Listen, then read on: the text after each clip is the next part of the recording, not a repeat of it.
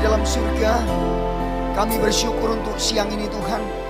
Kiranya pujian ini sungguh-sungguh kerinduan kami. Kami hidup dalam kebenaran-Mu Tuhan. Bukan kuat kami, bukan kemampuan kami, tetapi karena Engkau yang merengkuh kami.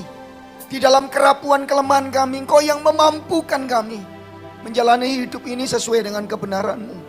Ampuni kelemahan kekurangan kami Tuhan. Biarlah Tuhan anugerah-Mu yang cukup bagi kami, melayakkan kami menghampiri tata kasih karunia-Mu. Terima kasih untuk anugerah-Mu ini Tuhan. Terima kasih untuk pemeliharaan-Mu. Terima kasih untuk berkat-Mu, sehingga kami bisa beribadah siang ini. Semua karena kemurahan Tuhan. Layak Engkau menerima pujian dan hormat kami. Terima kasih Tuhan. Sementara kami akan mendengarkan kebenaran firman Allah, biarlah kami semua dikuasai oleh firman-Mu. Kami membuka hati dan pikiran kami, topang tolong oleh kuasa kekuatan Roh-Mu yang kudus, sehingga kami mau menundukkan diri kami di bawah firman-Mu. Dan Kau berbicara bagi kami secara pribadi. Tuhan, berbicara lebih keras dari hamba-Mu yang terbatas ini, karena Engkau yang memiliki hidup kami. Tolong topang kami semua. Ini doa kami, ini permohonan kami. Kami merindukan kebenaran-Mu menyapa kami siang ini. Di dalam nama Tuhan Yesus Kristus, yang rindu mendengar firman Tuhan katakan, amin. Shalom semua. Ya, saudara yang dikasih Tuhan, pertama saya langsung minta maaf karena saya datangnya agak telat 5 menit Bapak Ibu. Ya, ini karena kalau minggu pertama gereja kami itu perjamuan kudus, sehingga saudara itu kan lebih panjang. Biasanya 1,5 jam bisa sampai hampir 2 jam karena ada perjamuan kudus. Nah Bapak Ibu saudara yang dikasih Tuhan, saya percaya semua kelihatan cerah dan semua sehat, diberkati. Amin. Semua menerima kemurahan Tuhan, kasih Tuhan. Yang setuju katakan amin. Yang percaya kasih Tuhan selamanya katakan amin. Tadi WL-nya ngomong selamanya percaya, kasihnya itu selamanya. Yang percaya katakan sungguhan dah. Nah kali ini kita akan melihat bentuk kasih Tuhan yang sedikit berbeda. Bisa ditayangkan? Yuk kita baca sama-sama. Judulnya udah gak nyeneng no. Saya yakin saudara malas bacanya ya. Tapi saya berharap semua membaca dan mengamini, mengimani, dan kita belajar sama-sama. Ya, bisa ditayangkan. Nah ini, yuk kita baca sama-sama. 1, 2, 3. Teguran bukti kasih Tuhan. Tak pikir gak usah dibaca ya tulisannya. Ini rada aneh ya. Kita baca sama-sama. 1, 2, 3. Teguran bukti kasih Tuhan. Lihat gambarnya, perhatikan. Bapak anaknya di pangku, dibalik terus pantatnya dipukul. Nah ya, ilustrasinya ini loh saudara-saudara, supaya Bapak Ibu nangkep. Nanti saya akan bicara. Teguran bukti kasih Tuhan. Next. Saudara lihat ini gambar lagi viral. Guru SD di Pamulang dipolisikan orang tua karena menasihati murid. Sudah minta maaf tapi pelapor belum mau damai. Apakah orangnya ada di sini? Angkat tangan, mari kita doakan. Bapak Ibu saudara yang dikasih ini viral, namanya Ibu Budi. Saya langsung ingat SD saya, ini Ibu Budi, ini Bapak Budi, ini anak Budi, enggak ada ya. Kalau anaknya namanya siapa ya? Ini Wati dan, oh iyalah Ibu Budi ya, Ibu Budi kan anaknya Budi ya. Oke. Saudara kebetulan guru SD ini namanya Ibu Budi. Jadi saudara ceritanya gimana Pak Lukas? Browsing sendiri. Saya tapi cerita versi saya, saudara, dan itu menurut itu BAP sih Bapak Ibu. Jadi Ibu Budi ini mengajar SD. Tapi ada satu anak SD cewek, rambutnya itu pirang. Rambutnya warna apa Bapak Ibu? Pirang. Bukan karena dia bule, dia orang asli Pamulang. Pamulang. Ada yang tahu Pamulang di sini? Nah, taunya Lamongan ya kan. Nah, Pamulang ini ya sama lah Lamongan. Saya juga nggak ngerti Pamulang ini. Bukan Jakarta, bukan Surabaya, bukan Medan. Ini kota gede semua. Bukan Bali. Ini di mana Bapak Ibu? Pamulang. Pamulang itu kok Jawa Tengah sih? Jawa Barat.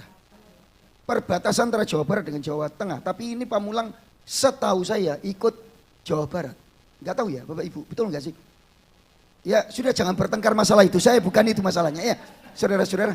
Nah SD rambutnya wes dipirang-pirang. Bu Ceri, bule ngecat sendiri. Loh iya kan, bule ngecat sendiri. Sekarang saudara, ini SD. Ada aturan di SD. Ini guru, lalu ibu guru ini ngomongi, lo rambutmu kok pirang, nggak boleh balik no hitam lagi. Marah, anaknya marah. Lalu ngomongin kasar ke bu gurunya. Kasar ya, saudara sudah sering dengar nggak anjir gitu? Itu kasar atau halus? Halus sih Bapak Ibu, cuma kasar itu saudara. Itu maki, itu kalau orang Surabaya ngomong maaf ya, saya nggak usah ngomong kan gitu. Cuma sama anak muda-muda Gen Z ini diganti. Jadi lama-lama kan hati-hati anak-anak kita. Jangan-jangan Bapak Ibu ikut juga. Nanti sedikit anjir gitu loh saudara-saudara. Itu kan anjing sih. Halo, lo gitu baru tahu ini. Lo berarti aku kemarin dianjing-anjingkan sama cucuku ini ya. Anjir Roma ini ya. Kurang ajar loh Bapak Ibu. Nah Bapak Ibu sering dikasih Tuhan, ini anak-anak nih. Lalu dia ngomong kasar. Karena ngomong kasar dipukul mulutnya. Pagi itu. Nangis anaknya. Ini SD loh. Pulang lapor papa mamanya. Papa mamanya langsung bikin surat laporan ke polisi. Dan masalahnya sampai sekarang belum dicabut. Ibu ini sudah berkali-kali lapor. Halo, yang kelahiran tahun 70, 80 ngomong saya. Wah ya, itu gelak dikepuki guru itu. Setuju nggak nih? Bapak-bapak, setuju nggak nih? Koko di belakang, setuju nggak? Seumuran dengan saya, dilempar penghapus. Ada yang laporan, lapor papai. Ngomong ngelapor papai, digebuki mana mbak papai? Loh, sungguhan saya ini pernah dilempar kapur kan? Kapur dilempar no. Loh kok ya puji Tuhan, saya nangkep pakai mulut bisa, nyantol di sini. Gurunya tambah ngamuk. Sekarang penghapus dilempar no, saudara. Saya mau pasang mulut, ya tetel ke gigi saya. Bapak Ibu, kalau saya pulang lapor, waduh, belum tahu papa saya itu, saudara-saudara saya pernah dipukul, saudara dimarah, itu memang pukul, tapi papa saya ya tahu, bukan kepala, pantat. Kalau enggak telinga dijewer atau ini ditarik, ya enggak sampai brodol lah Bapak Ibu, cuma kan sakit ya, gitu kan. Dan itu yang kita alami. Halo, kita kaget dengan berita begini. Next, saudara kita, banyak orang, mungkin termasuk kita di zaman ini, menganggap bahwa kasih itu selalu identik dengan pemberian yang menyenangkan. Contohnya ini, enggak tahu ini kok gak dibagi-bagi ini. Sejak saya pameran toh, ini ada nomornya gak dibagi-bagi. Saudara, kita memikirkan kasih, ya kayak gini. Loh, jangan dibawa pulang loh ya, ini hiasan aja. Betul kan? Kita mikir, oh kamu ngasih aku, ngasih apa? Karena kita berpikir kasih ya ini. Kita berpikir kasih itu pemberian yang baik, saudara, atau memanjakan. Menyenangkan anak, memanjakan anak. Saudara, sebaliknya, teguran, apalagi maaf, hajaran, dianggap kebencian. Dan kita hidup di zaman yang seperti ini. Tetapi Tuhan, next, ya, Tuhan mengajarkan hal yang berbeda. Kasih bukan hanya berkat. Yang setuju ngomong amin. Yang setuju ngomong amin. Maksud saya pemberian gitu loh. Kasih bukan hanya anugerah dan pemberian-pemberian. Bahkan ini salah konsep. Kalau kita ngomong teguran dan ajaran. Bukan berkat, bukan anugerah, bukan pemberian. Salah konsep. Kita hanya berpikir yang enak, yang baik, yang menyenangkan kita. Kenaikan pangkat, hidup sehat, semua baik. Ini berkat. Kita lupa itu kasih. Tetapi Tuhan ngomong teguran bahkan hajaran adalah kasih. Yang setuju dengan saya katakan amin. Lalu gak setuju nanti abis ini baca ayat soalnya. Saya hanya memberitahu saudara, teguran dan ajaran adalah kasih. Bahkan saya tulis di sini ya, kalimat saya. Bahkan teguran dan ajaran itu seringkali merupakan pernyataan kasih Allah yang paling kuat di dalam hidup saudara dan saya. Yang amin kok cuma 2. Yang setuju katakan. Tak ulangi lagi ya wis. Bahkan teguran dan ajaran itu seringkali merupakan pernyataan kasih Allah yang paling kuat dalam hidup saudara dan saya. Yang setuju katakan. Kita baca ayatnya next. Yuk. Wahyu 3 ayat 19. Sama-sama kita baca satu ayat tok saudara-saudara. Ini kita renungkan. 1, 2, 3. Barang siapa ku kasih, ia ku tegur dan ku hajar. Sebab itu relakanlah hatimu dan bertobatlah. Sekali lagi yuk. 1, 2, 3. Barang siapa ku kasihi, bukan dikasih duit lagi. Barang siapa ku kasih, bukan cuma dikasih berkat-berkat itu loh. Barang siapa aku kasih, sama-sama. Ia yang mau dikasihi Tuhan, katakan amin. Nah itu bakalan ditegur Tuhan itu. Tapi beneran saudara, ayatnya memang begitu. Betapa kita sering kali mikir kalau ditegur, dia ajar itu kebencian gitu loh. Wah Tuhan ini gak sayang saya. Dan ini terjadi di antara kita. Anak-anak di sini kelihatannya umurnya 16 tahun ke atas semua saudara-saudara. Ya saya gak lihat anak-anak kecil gitu loh. Tadi pagi sih saya khotbah karena gereja umum ya. Jadi anak-anak saya bisa ngomong-ngomong sama anak-anak. Pernah dimarahi papamu? Anaknya ngomong, iya pak. Pernah dijewer? Iya sakit. Terus saya omongi, papamu jewer karena mengasihi kamu. Lah enak ya lek khotbah gabungan gitu loh, enak. Orang papanya seneng. Langsung gantian tak tegur. Apa dasarnya kamu memukul anakmu? Waket saudara, ganti gitu kan. Nah, Bapak Ibu saudara yang dikasih Tuhan, kembali kepada firman Allah. Apakah saudara percaya? Apakah saudara mengamini bahwa teguran dan ajaran Tuhan itu kekasih Tuhan bahkan paling bersuara paling keras dalam hidup saudara yang percaya, katakan amin. Saudara-saudara yang dikasih Tuhan, dan ini kita harus jujur, kita hidup di zaman yang seperti itu. Gereja-gereja saya nggak nyalakan, kita ini kadang-kadang berat sebelah, ini loh, nggak bisa seimbang gitu loh. Saudara kita terlalu sering dengar grace, kasih karunia, seolah-olah kalau sudah kasih karunia itu, ya wis gak usah berubah lah di gereja itu gitu loh. Dan ini berbahaya sekali. Saudara-saudara, ada lagu-lagu yang seperti itu. Begitu besar kasih-Mu. Tidak salah. Bait kedua ya apa sih? Bukan sebagai hakim dunia, tapi penyelamat yang berkorban. Tuhan itu tahu kan kondisimu. Tuhan tahu kelemahanmu. Dia datang bukan sebagai hakim Bapak Ibu. Loh, tapi buka dosamu enggak gitu. Justru Yesus mati di kayu salib untuk membuka dosa kita. Kita berdosa, kita buruk, makanya dia naik di atas kayu salib, mati buat kita yang setuju, katakan amin. Lubuk dosa gitu lagi gitu maksudnya. Tapi kita belajar saudara-saudara, bukan berarti lagu tadi salah, enggak ya, betul itu. Tetapi kita enggak boleh hanya ngomong Tuhan itu beranugerah. Lalu karena dia beranugerah, kita ya wis dosa-dosa enggak apa-apa. Toh anugerahnya. Nah itu nanti enggak. Itu saudara sudah dibahas oleh Paulus. Roma pasal 6. Apakah kita boleh terus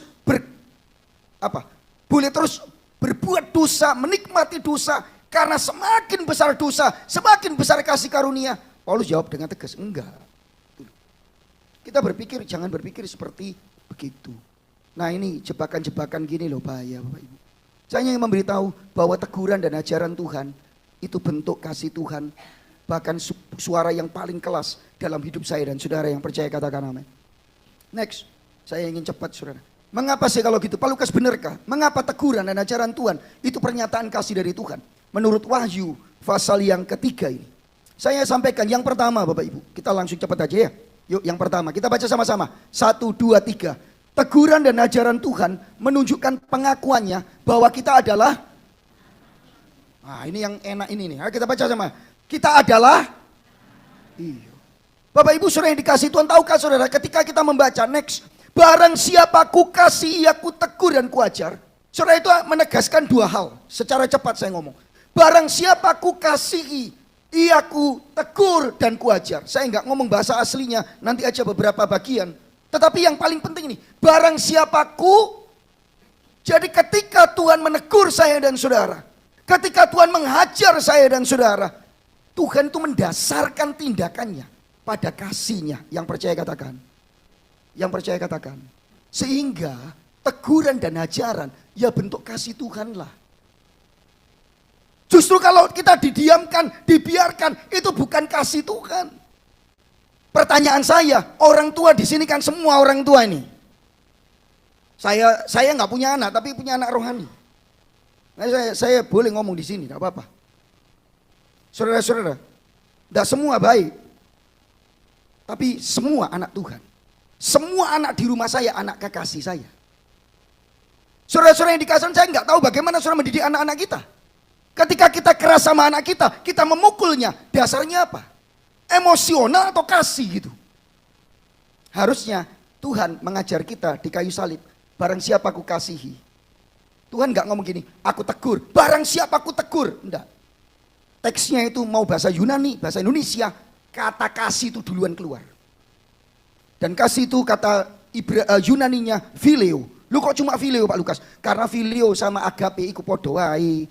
Di Alkitab itu agape sama phileo podo wae. Ayo kita ngomong podo wae. 1 2 3. Podo wae. Ayo sama-sama 1 2 3. Iyo. Ada yang marah ini. Lu enggak Pak Lukas, kalau agape kasih Allah. Saudara cek nanti di Alkitab. Kata agape bisa dipakai untuk Allah, bisa dipakai untuk manusia. Dan seringkali dipertukarkan. Kata phileo tidak lebih rendah daripada agape. Saya tidak ingin ngajar studi bahasa Yunani di sini ya Bapak Ibu. Tetapi saya ingin memberitahu saudara bahwa barang siapa aku kasih kata phileo itu justru lebih ditekankan. Itu beberapa penafsir saya suka, tetapi saya tidak terlalu suka untuk terlalu banyak kutipan dan saudara-saudara seperti sekolah teologi di sini. Cuman beberapa penafsir itu menyebutkan kata ini justru semakin erat, semakin dekat, lebih personal terhadap jemaat Laodikia. Ini kan untuk jemaat Laodikia. Aku mengasihi kamu. Saya kembali lagi, ini bukan saja menegaskan dasar dari teguran ajarannya. Dasar dari Tuhan menegur, mengajar, itu kasih. Seringkali kita enggak. Saya baca kesaksian dulu, ada hamba Tuhan, bukan hanya anak Tuhan loh, hamba Tuhan. Itu saudara troublemaker. Lalu kemudian dia ditangani, dikonseling. Saudara tahu apa penyebabnya?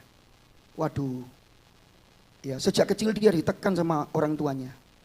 Saudara dia cerita nilai 8,9 dia untuk sebuah nilai pelajaran. Pokoknya nilai selalu dicela, selalu saudara ditegur. Bahkan dihukum kalau nilainya jelek. Ya baik. Ditegur nilai jelek baik sebetulnya. Tapi apa sih dasarnya? Nah sampai dia akhirnya belajar nilainya tembus matematika itu 8,9. Begitu ditunjuk papa dia bangga banget. Papanya ngomong apa? Cuma segitu tok mampu. Gak seneng aku punya anak goblok. Loh ya apa saudara? Dan itu sangat melukai. Saya pernah khotbah di sini tentang apa? Sisi gelap. Masih ingat saya pernah khotbah sisi gelap. Dan bukankah sisi gelap itu merusak pelan-pelan. Dan ini keberdosaan kita.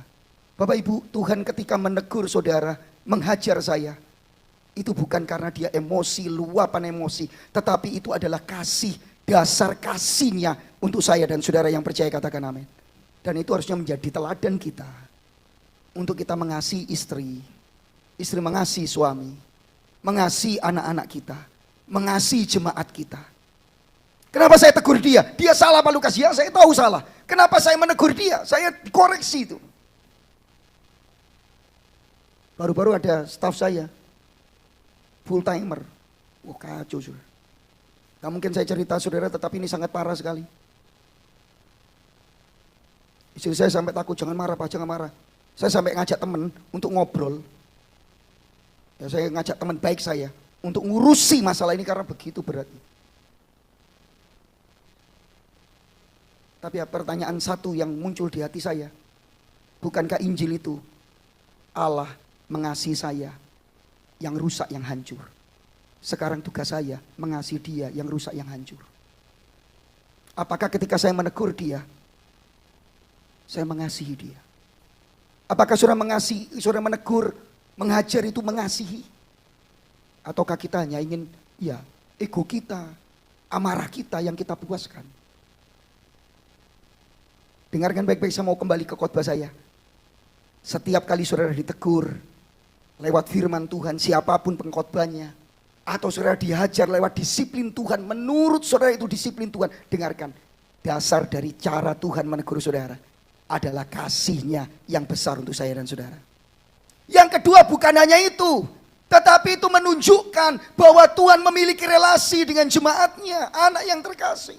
Saudara memang itu kasih. Justru kalau kasih pasti menegur. Siapa yang pernah memperbaiki sesuatu naik di atas atap 6 meter dari permukaan laut ini? Enggak ya, permukaan lantai. Ada yang pernah naik 6 meter, 7 meter di atas sini? Angkat tangan yang pernah. Saya doakan lagi supaya pernah sama-sama. Wis tak lihat 16 tahun ke atas gini ya susah lah ya. Saya pernah, sering saya saudara. Dulu, lah umur 50, ini loh umur 50 ini kok tambah. Saya kok tambah penakut ya Bapak Ibu. Gak tahu kenapa, saya kan mengganti atap ini. Terus saya itu sudah naik, bantu kan. Kerja bakti kalau di gereja saya itu. Semua jemaat datang, semua kerja bakti. Nanti istri saya masak untuk orang 30-an gitu. Laki-laki semua. Terus semua naik, termasuk gembalanya. Masa aku cuma nyuruh-nyuruh saudara. Kan ya malu gitu.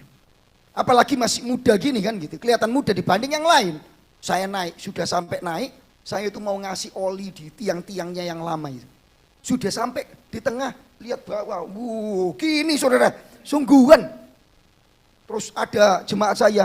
Nah ini ada satu jemaat saya yang antar saya ini. Pak Gembala, wes turun naik, kami aja. Jangan Pak Gembala. Pelan-pelan saya mundur itu pelan-pelan terus turun. Saya terus, ya, saya lebih baik doa dan penyembahan ya. Bapak Ibu, bayangkan kalau itu tukang, teman kita. Lalu dia lagi bikin betul atap. Papanya sudah hampir jatuh nih. Dia mundur terus. Kira-kira Bapak Ibu apa yang Bapak Ibu lakukan? Kalau Bapak Ibu temannya di bawah, dia sudah mundur. Papa ini tinggal sedikit, tinggal jatuh ini. Bapak Ibu ngomong apa? Langsung, Rose gitu. Tukang parkir opo iki saudara-saudara. Atau diganti, Dur, gitu. Saudara akan teriak, wih. Kalau nggak dengar, dielek pakai ini, pun sambil nyanyi gitu kan. Begitu besar, kan gitu kan, pelayanan itu. Mundur terus, apa yang saudara lakukan? Gak bisa pakai pun. Nah, dilempar pakai apa? Mobil gitu, gak cukup lah, bawa batu. Lemparnya pelan atau keras? Keras. Loh pelan gak nyampe lah. Karena tinggi kan Bapak. Saudara akan ambil, wah itu. Untuk dia, aduh, itu kan gitu. Marah lah pasti, siapa yang ganggu ini? Begitu dia noleh lihat bawah. Saudara tinggal ngomong itu loh. Kalau Tuhan gak menegur saudara. Kalau Tuhan gak menegur saya dan saudara. Kalau Tuhan gak menghajar saya saudara. 16 kita. Nangkap firman Tuhan ini? Yang nangkap katakan amin. Yang kedua, saudara, itu menunjukkan bahwa dia memiliki relasi dengan jemaatnya. Dengan jemaat Laodikia. Saudara lihat di ayat yang ke-14. Dan tuliskanlah kepada malaikat jemaat di Laodikia. Kata jemaat itu kalau saudara garis bawahi. Saudara-saudara yang itu menunjukkan bahwa dia memiliki relasi. Saudara lihat gambar ini, anak dijewer telinganya. Sebentar saya mau tanya, Bapak Ibu di sini pernah jewer telinga anaknya? Yang pernah ngomong pernah? Wes, saya soalnya nyari anak kecil gak ada di sini. Tadi pagi saya kasih anak kecil tak suruh. Saya saudara sebetulnya ya bisa menarik gitu loh. Ilustrasi itu paling enak kalau ada anak di sini, saya senang tanya. Pernah dijewer? Pernah. Gitu. Lalu anaknya sakit. Gak enak gitu. Papanya, nah ini papanya di sini tadi pagi. Papamu jewer? Iya. Kamu sakit. Kamu marah? Dia takut mungkin. Jawabnya enggak. Tapi tak lihat wajahnya, gak seneng. Siapa yang seneng jewer angkat tangan? Mari kita jewer rame-rame. Dengarkan saya, saudara. Lalu saya ngomong sama dia. Kamu pernah lihat papa mamamu jewer teman? Jewer anak tetangga depan rumahmu. Kan suka main sama kamu? Iya. Satu kampung dengan saya. Pernah main kemudian papamu keluar, karena mereka rame-rame, kamu dijewer, lalu papamu pergi, jewer anaknya itu. Pernah? Bukan cuma Bu Budi yang masuk polisi, papamu masuk polisi tak bilang. Halo. Saudara-saudara, kenapa ini dijewer? Karena anakmu. Saudara nggak berhak jewer anaknya tetangga, betul nggak sih? Kenapa Tuhan jewer kita? Kenapa Tuhan menegur kita, mengajar kita? Kalau saudara bukan anaknya. Next. Ibrani pasal yang ke-12 ayat yang ke-6 berkata begini. Karena Tuhan mengajar orang yang dikasihnya. Dan ia menyesal orang yang diakuinya sebagai anak. Jika kamu harus menanggung ganjaran, Allah memperlakukan kamu seperti anak. Di manakah terdapat anak yang gak diajar ayahnya? Tetapi jikalau kamu bebas dari ganjaran yang harus diderita setiap orang, maka kamu bukanlah anak, tetapi anak-anak Itu dalam bahasa Latin, umbaran itu loh saudara. Anak dijarno ai.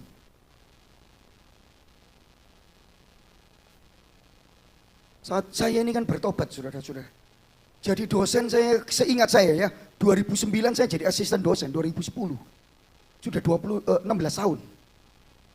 Dan saya mengajar ganti-ganti kelas. Bukan cuma satu STT dulu. Saya sempat mengajar itu ya, 1 minggu 5 STT. 4 STT atau 2 STT, 2 sekolah Alkitab, 1 universitas umum. Kadang-kadang jengkel tuh, saudara.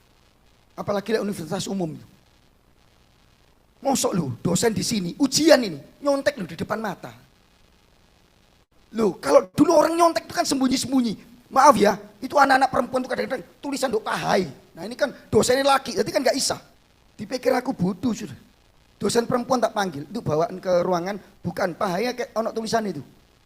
Kalau betul saya kasih 0 dia. Langsung dibawa 0, itu kan. Loh ini loh, nyontek, gak pakai nulis-nulis di paha, di apa.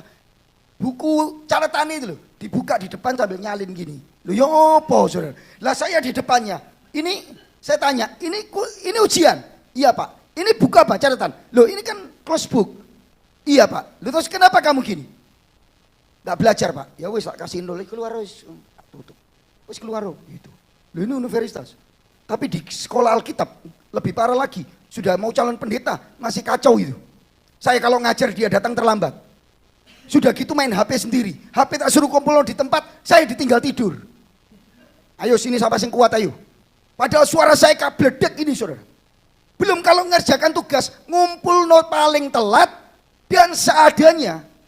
Misalnya suruh bikin makalah 6 halaman. Dia lo ngumpul bisa 3-2, pokoknya asal. Dan ngarang.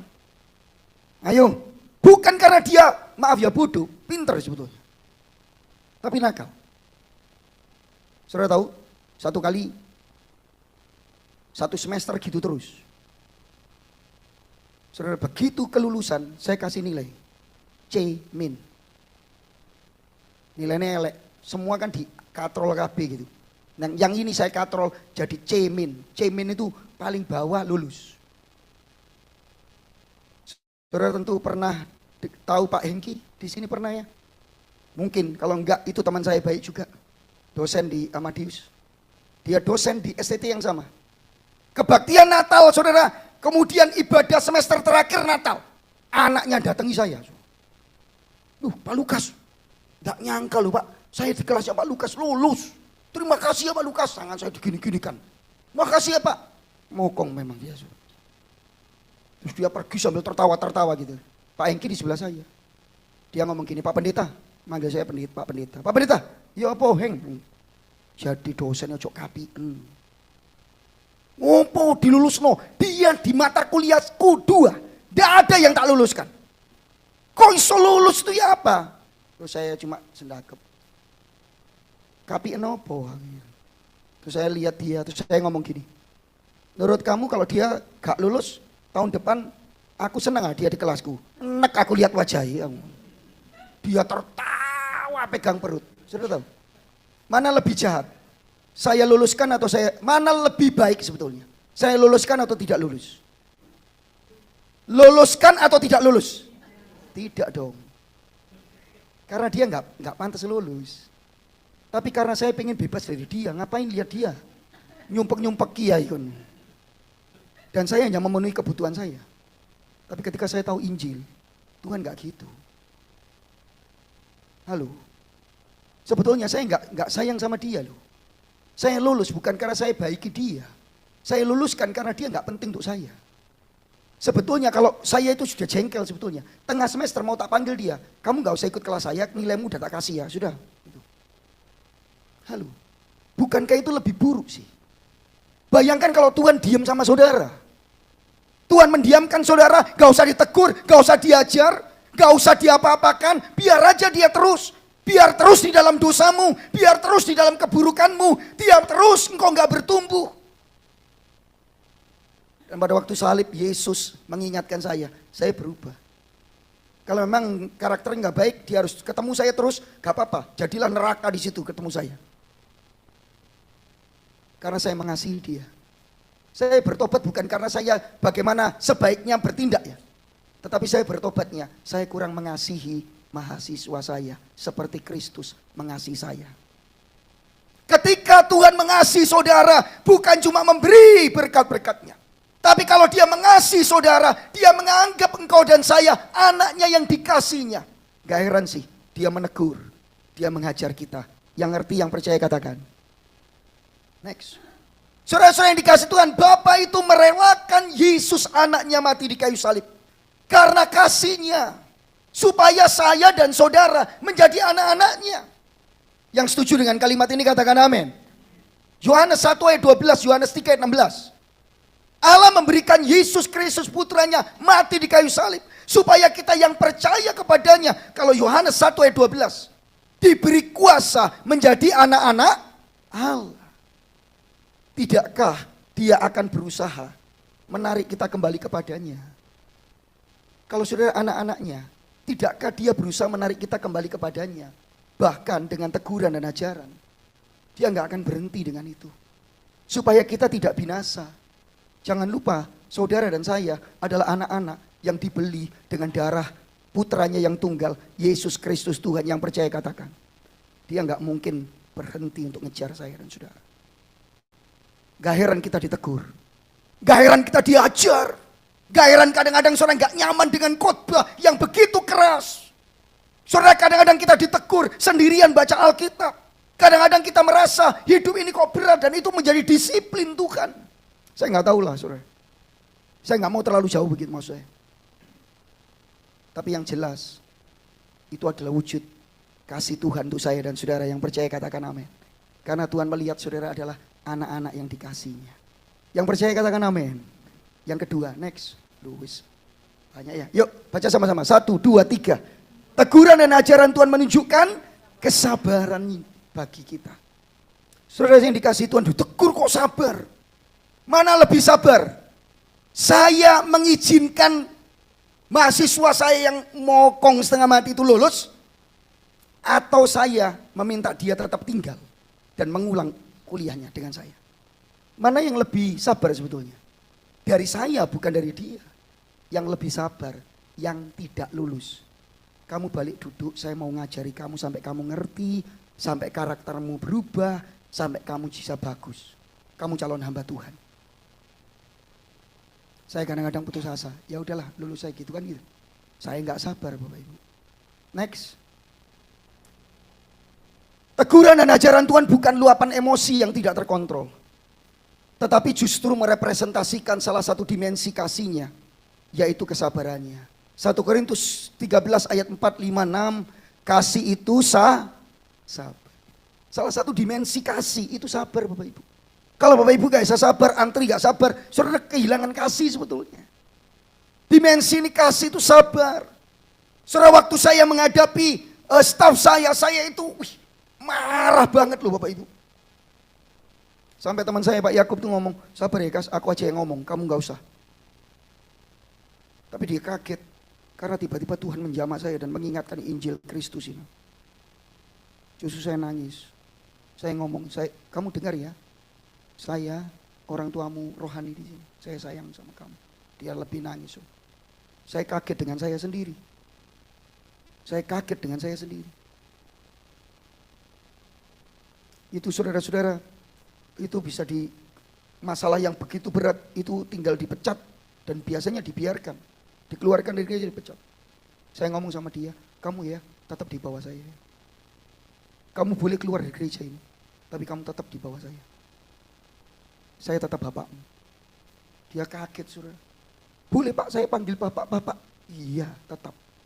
Kemarin siang saya ketemu konseling dengan dia. Saya ingin memberitahu saudara, tidak mudah sih. Kita disakiti, kita dikhianati, macam-macam lah saudara.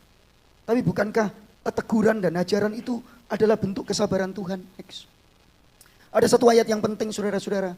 Di ayat yang ke-15-16 Tuhan ngomong gini kepada jemaat Laodikia. Aku tahu segala pekerjaanmu. Yang percaya Tuhan tuh tahu segalanya, katakan amin. Dia tahu hidupmu, dia tahu hidup saya. Dia tahu segala pekerjaan jemaat Laodikia. Dia tahu bobroknya kita. Dia tahu borok yang kita simpan. Masa saya mau ngasih ilustrasi, maaf ya, opel sama apel, saudara nggak bosen dah? Beberapa kali saya akan itu dan saudara masih tertawa karena memang menarik. Apa bedanya opel sama apel? Kalau opel tuh, kalau apel di atas meja, opel di bawah meja. Tapi masalahnya hidup kita seperti meja akrilik yang tembus pandang. Tuhan tahu kondisi jemaat Laodikia. Tuhan tahu kerohaniannya. Engkau tidak dingin dan tidak panas. Alangkah baiknya jika engkau dingin atau panas. Jadi engkau suam-suam kuku dan tidak dingin atau panas.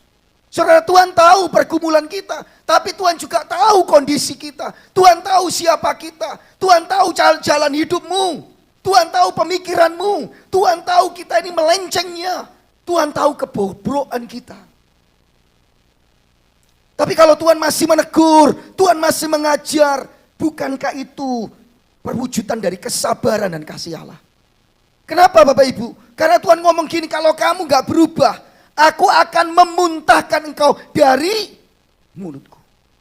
Next, Tuhan bisa aja seperti gambar yang saya buat ini, perempuan ini buang sampah begitu aja. Tuhan bisa saja membiarkan, bahkan memuntahkan jemaat Laodikia dari kasih karunia-Nya. Apa sulitnya Tuhan ngomong gini, wes kamu gak anak-anakku. Ini seperti buang air kemudian di flash, selesai. Dia Tuhan, dia yang ngatur semua. Ada 7 jemaat di sana. Dan mungkin ada puluhan ribu jemaat. Satu jemaat hilang, is oke lah. Tapi Tuhan gak melakukan itu Bapak Ibu. Tuhan gak langsung flash. Kayak saya waktu sekolah dulu. Zaman dulu gak ada komputer. Saya waktu kuliah tahun 94. Komputer itu dimiliki komputer yang gitu ya Bapak Ibu. Belum ada laptop maksud saya. Sehingga mahasiswa itu punya, ya puji Tuhan lah banyak mahasiswa yang kaya gitu. Saya kuliah, tapi saya mungkin satu di antara yang gak punya gitu. Waktu itu. Jadi kalau ngerjakan tugas itu, nunggu teman selesai dulu. Saudara bisa bayangkan S1 saya itu setengah mati. Saya nunggu, saya belajar, saya catat pakai kertas dulu, tangan. Supaya nanti kalau dia kerja, saya kerja lebih cepat. Jadi saya nunggu teman saya ngetik. Dan belum tentu dia selesai kan, males. Jadi jam 11 baru selesai. Jam 11 sampai pagi saya baru ketik. Nunggu dia. Yang paling parah itu Bapak Ibu. Dulu itu sulit, kalau pakai. Nah, pakai ini yang menghilangkan apa itu? Tulisan tuh loh, memperbaiki pakai apa? Iyo, ngomong tip X itu umurnya wes tuwek-tuwek itu saudara. Karena sekarang itu. Dan saya nggak bisa beli tip X. Jadi dulu ada orang jual tip X bentuknya kertas. Tahu semua? Ada yang tahu? Nah, yang tahu itu tuwek, saudara. Karena kita kan jarang ketemu sekarang ini, betul ya? Nah, nanti dipasno gini terus diketik no. Pas di hurufnya cetek gitu. Dan saya itu punya cuma 3 lembar, simpen gitu. Dan hari itu habis. Saya nggak bisa beli. Mau ngetik, cedek. Salah. Sudah jam 1:30 pagi. Salah ketik, emosi saudara. Saat gini banyak ya, apa dicoret, nanti nilai tambah rusak. Saya marah, tak buka. Kok saya beda dengan Tuhan. Kalau Tuhan, kita salah. Enggak di-srek. Ada flash di flash. Tuhan enggak. Tuhan ngomong, kamu sing bener ta. Kamu sing bener. Tuhan menghajar. Tuhan menarik kita kembali. Bukan kemudian dibuang saja. Kalau saudara ditegur Tuhan, kalau saudara dihajar Tuhan, percayalah, itu kesabaran Tuhan untuk saya dan saudara. Relakan hatimu, bertobatlah. Yang setuju katakan, next. Oke. Ketika kita ditegur Tuhan atau diajarnya, ingatlah itu bentuk kasih dan kesabarannya, bukan kebenciannya. Dia memanggil saya dan saudara kembali. Yang setuju katakan. Yang terakhir. Terakhir senangnya kita.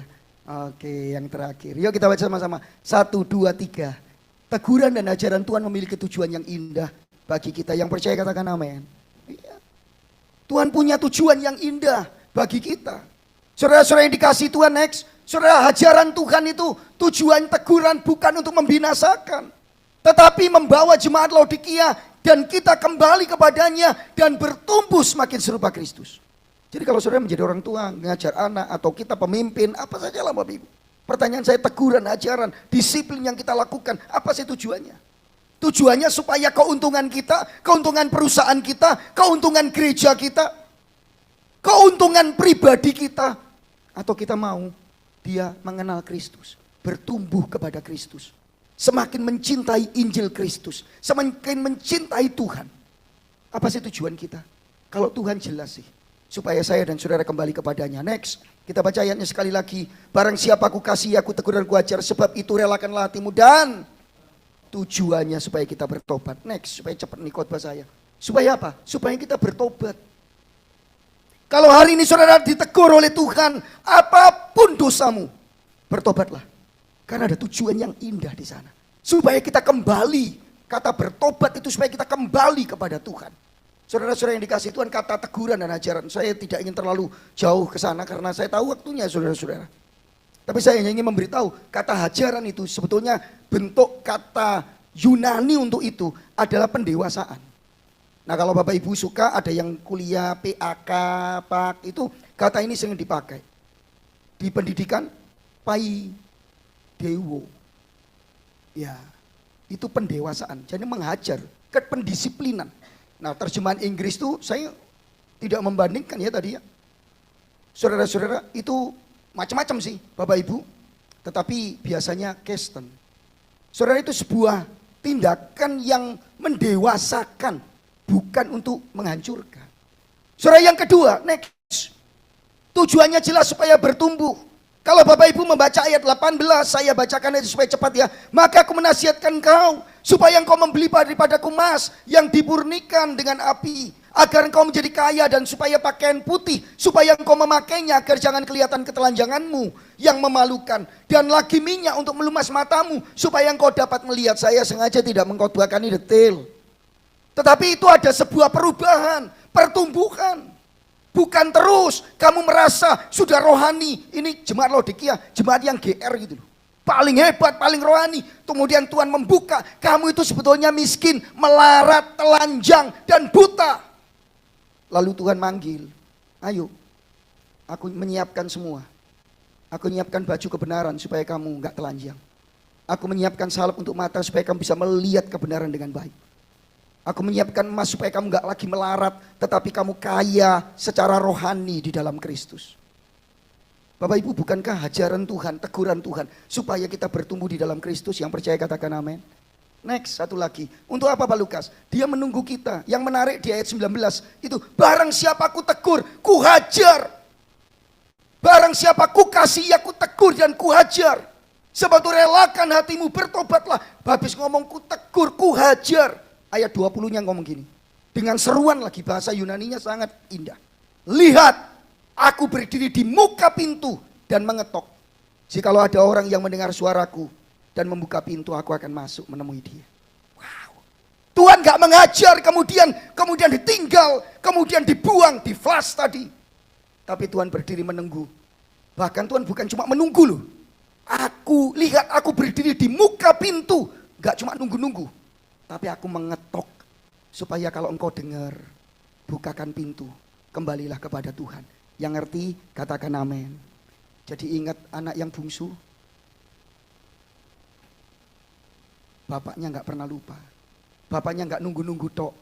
Begitu anak bungsu itu datang, Alkitab memberitahu, bukan anak bungsu yang lari, tapi bapaknya yang lari. Dalam hidup saya itu saya jarang lihat gitu, kecuali di film. Hanya kedua itu saya lihat waktu saya menjemput istri saya di bandara Juanda. Saudara, waktu turun gitu ada TKW pulang dari mana saya lupa saudara. Ya namanya TKW ya, dari desa ya. Saudara, dia turun dari pesawat dijemput sama suaminya gitu. Dia teriak, Mas aku suka film-film saudara. Semua lihat gini, lari. Itu apa? Troli koper tinggi dilompati sama dia, saudara. Lari, wih keren gitu. Loh, Mas Agusnya ya kayak malu-malu gimana gitu kan lihat. Dia langsung lompat peluk. Begitu peluk semua tepuk tangan, koper jatuh kabeh itu saudara-saudara.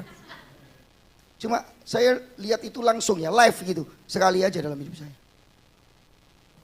Tapi Alkitab memberitahu, Bapak gak hanya menunggu dan lihat anak bungsunya. Dia lari. Yesus gak hanya kemudian ngomong, aku tegur kamu, aku ajar kamu. Tapi dia menunggu saudara. Gak cuma menunggu, Dia yang ngetok pintunya dari luar. Maukah kita bertobat? Maukah kita kembali kepada Dia? Yang terakhir, Dia menjanjikan upah. Saudara-saudara, di ayat 21. Hajaran, teguran Tuhan bukan supaya kita binasa, tetapi supaya kita bertumbuh dan semakin memuliakan Tuhan. Yang percaya katakan. Yang terakhir, next. Kalau gitu apa Bapak Ibu? Respon kasih Tuhan. Responilah kasih Tuhan di dalam teguran dan ajarannya. Bukan dengan keras hati, ngamuk, gondok, atau malah apatis. Saya pernah loh kasih ilustrasi di sini. Ada orang luar pulau itu menyanyi. 17 Agustus. Dan itu kita lakukan semua itu. Suaranya gak enak, so. Nyanyi lagu Maju Tak Gentar. Maju Tak Gentar. Membela. Wih, turun. Suaramu gak enak. Tetap ya. Maju Tak Gentar. Tetap tak gentar memang. Tuh orang-orang teriak turun. Akhirnya ada yang lempar itu kan. Bekas botol aqua, bekas apa. Tapi pas refren, tak kena, meleset. Tetap nyanyi, saudara. Halo, ada banyak kita juga begitu. Setiap kali pendeta khotbah, istri ini dengar firman Tuhan, padahal dia itu dengar. Kalau enggak kita tutup, lu saudara sungguhan lu. Bayangkan ya, ini istri saya, di belakang itu jemaat saya lu. Di belakangnya lagi ada pengerja gereja yang setia, aktivis. Belakangnya lagi ibu-ibu.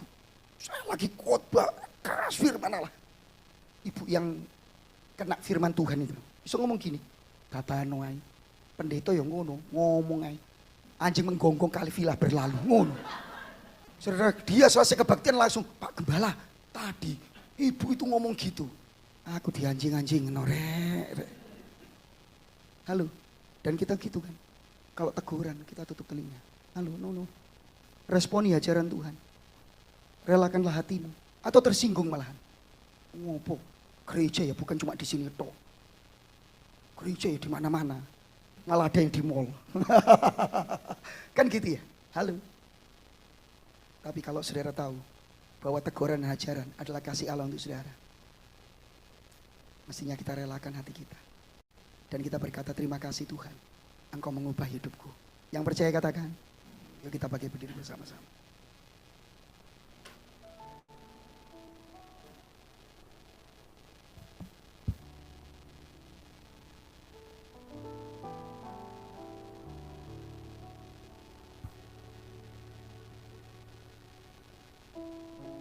Mari kita tundukkan kepala, kita berdoa kepada Tuhan. Kita arahkan hati kita kepada Tuhan.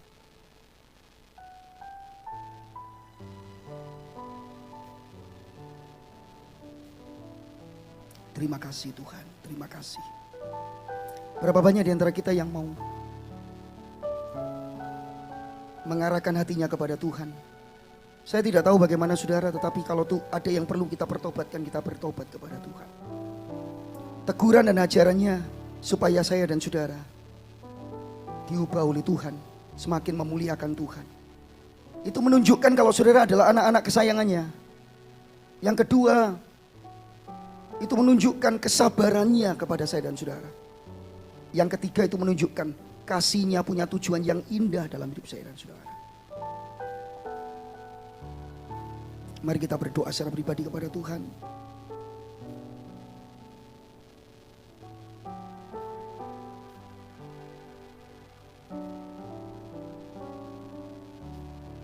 Ku pandang wajah-Mu dan berseru, pertolonganku datang dari-Mu. Peganglah tanganku, jangan lepaskan.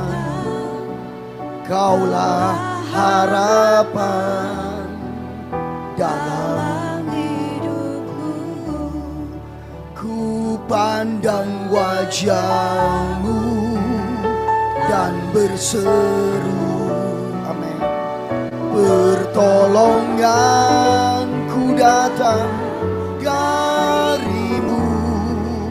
Peganglah tanganku, jangan lepaskan. Kaulah harapan dalam Bapa di dalam surga, kami bersyukur untuk siang ini. Kalau Engkau masih menegur kami, hamba-Mu ini Tuhan. Kalau Engkau masih mengajar kami, karena itu menunjukkan kami memang anak-anak-Mu yang Kau kasihi. Terima kasih Tuhan. Terus uji kami, terus tegur kami, terus arahkan kami, supaya hidup ini makin tumbuh dan menyenangkan Engkau. Bapa, topang tolong kami. Seringkali kami gak mampu. Mampukan kami untuk peka terhadap teguran-Mu, dan untuk merelakan hati kami bertobat dan diubah oleh Tuhan, sehingga hidup ini makin memperkenan hati-Mu, memuliakan Engkau. Dan semakin hari kami semakin, Tuhan, menjadi berkat bagi banyak orang di sekitar kami.